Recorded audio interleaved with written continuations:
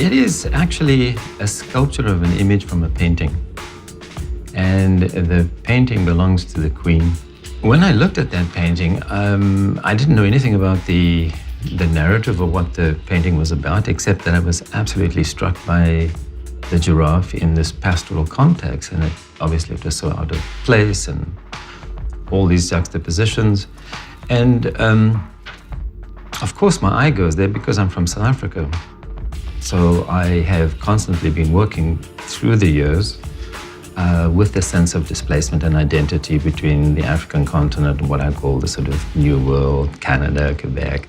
And then I started thinking, well, it would be just interesting to make it as a sculpture. I started assembling materials, and you would want to know what it's made of. It's made of a plywood armature filled with foam, and then it's covered with plaster and pigment. But because it was looking like a proper representation, I started buying glass eyes from the taxidermy store and really realizing that taxidermy is not so far away from sculpture as a practice. They're almost two sides of the same coin. And as I began to become more involved in the work, I got to know more and more about what the context of the painting was. And it actually turns out to be a portrait of a real giraffe. And there's a very interesting and complex story that goes behind this painting, because the Sultan of Egypt gave both the royal family in France and in England a giraffe each. It was caught in Nubia at the time, that's why it's called the Nubian giraffe.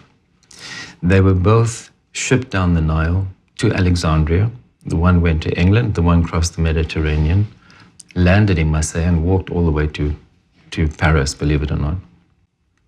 Unfortunately, the English giraffe died shortly afterwards in England, and the one in France continued to live its life in the Jardin des Plantes. And it is now mounted as a specimen in a museum in Bordeaux.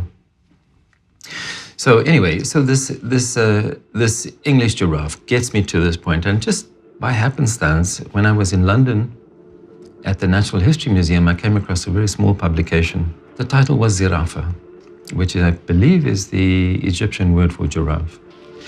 And he did the research behind these two giraffes, who plotted in this whole, the origin of the capture, the trip down the Nile.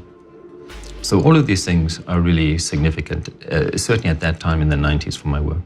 Because of the taxidermy, and this is also another, just by chance, in a bookshop down here on St. Catharines, I come across this biography about this man called Carl Akeley.